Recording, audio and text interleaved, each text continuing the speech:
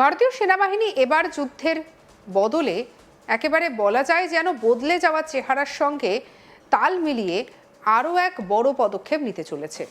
ভবিষ্যতের যুদ্ধ যে শুধু ট্যাঙ্ক, কামান কিংবা যুদ্ধ বিমান দিয়ে জেতা যাবে না, সেই বাস্তবতা এখন স্পষ্ট। আধুনিক যুদ্ধক্ষেত্রে ড্রোন বা মানববিহীন উড়ান ব্যবস্থা হয়ে উঠেছে অন্যতম গুরুত্বপূর্ণ অস্ত্র। আর সেই কারণেই ভারতীয় সেনাবাহিনী গঠন করতে চলেছে বিশেষ ড্রোন ইউনিট, যার নাম রাখা হয়েছে বাজ ব্যাটালিয়ন।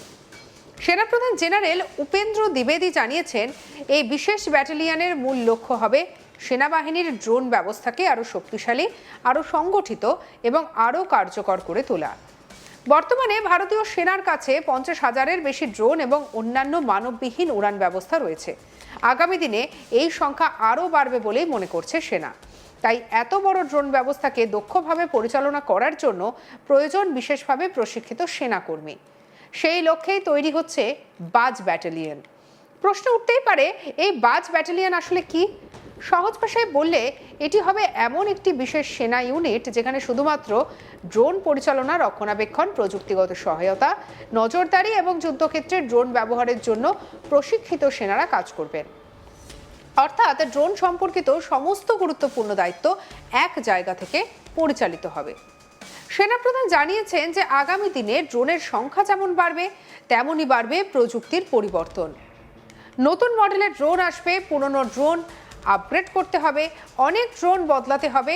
এই বিশাল কাজকে ধারাবাহিকভাবে চালিয়ে যাওয়ার জন্য বিশেষ ব্যাটালিয়ন তৈরির সিদ্ধান্ত নেওয়া হয়েছে। বিশেষজ্ঞদের মতে গত কয়েক বছরে বিশ্বের বিভিন্ন সংঘর্ষে ড্রোনের গুরুত্ব অনেকটাই বেড়েছে।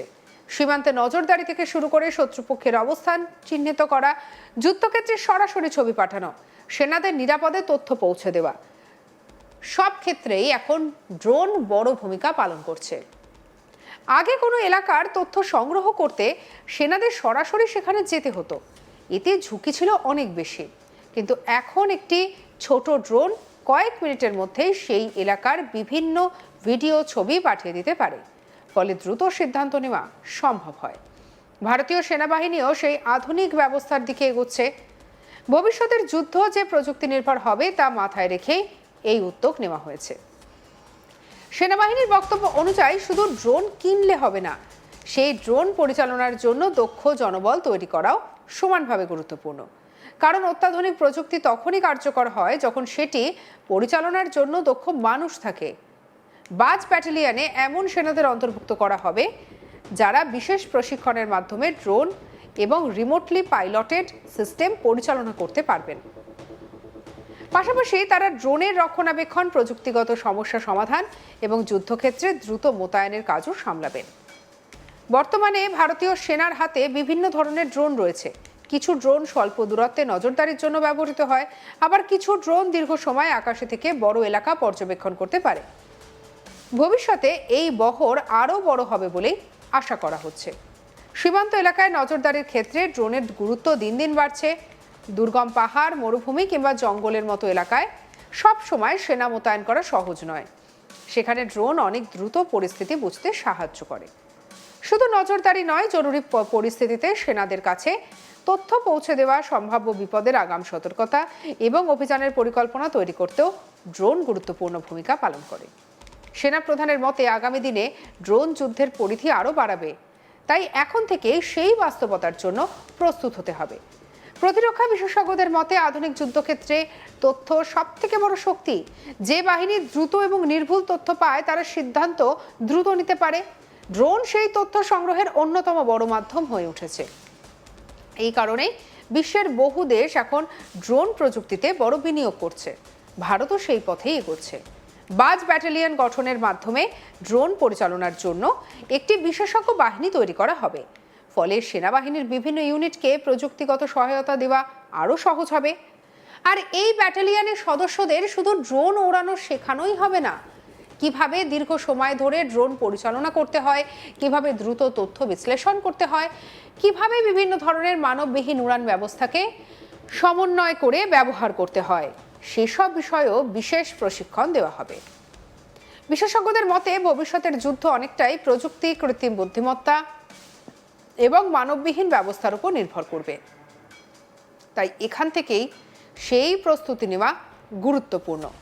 সেনাপ্রধান স্পষ্ট জানিয়েছেন, ড্রোনের সংখ্যা বাড়ার সঙ্গে সঙ্গে নিয়মিত আপগ্রেড এবং নতুন ড্রোন অন্তর্ভুক্ত করার প্রয়োজন হবে।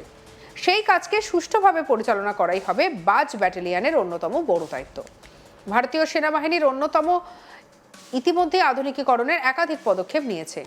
নতুন প্রযুক্তি, উন্নত যোগাযোগ ব্যবস্থা এবং আধুনিক সরঞ্জাম যুক্ত করার পাশাপাশি এখন ড্রোন ব্যবস্থাকেও আরও সুসংগঠিত করা হচ্ছে। প্রতিরক্ষা বিশ্লেষকদের মতে, যুদ্ধের ধরন বদলানোর সঙ্গে সঙ্গে সেনাবাহিনীর সংগঠনের পরিবর্তন আনা প্রয়োজন। বাজ ব্যাটালিয়ন সেই পরিবর্তনের একটি গুরুত্বপূর্ণ উদাহরণ। সব মিলিয়ে বলা যায়, ভারতীয় সেনাবাহিনীর এই নতুন উদ্যোগ শুধু একটি নতুন ইউনিট গঠন নয়, বরং ভবিষ্যতের প্রযুক্তি নির্ভর যুদ্ধের জন্য দীর্ঘমেয়াদী প্রস্তুতির অংশ। ড্রোন প্রযুক্তির ব্যবহার বাড়ার সঙ্গে সঙ্গে নজরদারি আরও শক্তিশালী হবে, তথ্য সংগ্রহ আরও দ্রুত হবে এবং যুদ্ধক্ষেত্রে সিদ্ধান্ত নেওয়ার গতি বাড়বে বলেই আশা করা হচ্ছে।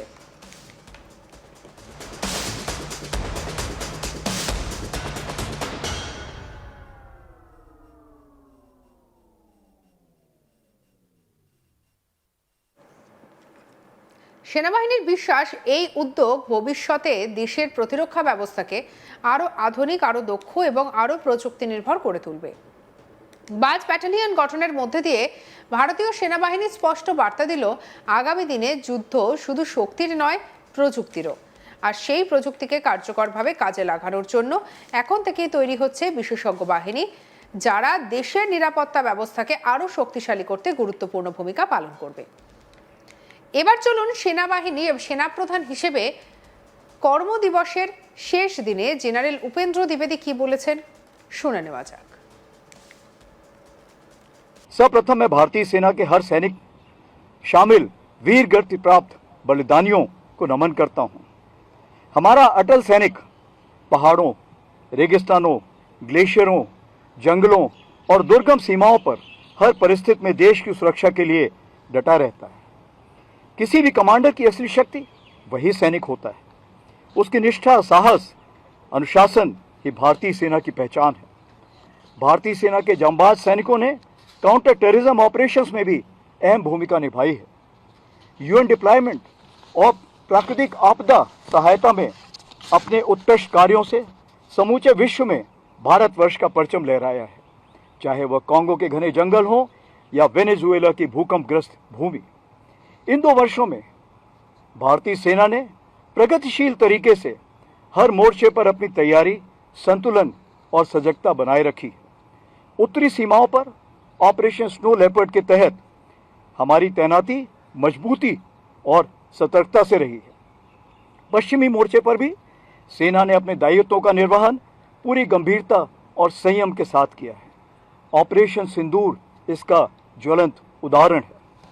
देश की सुरक्षा से जुड़े हर विषय पर भारतीय सेना ने स्पष्ट उद्देश्य, अनुशासन और जिम्मेदारी के साथ हर कार्य संपन्न किए हैं और न्यू नॉर्मल की परिभाषा को प्रारूप दिया है।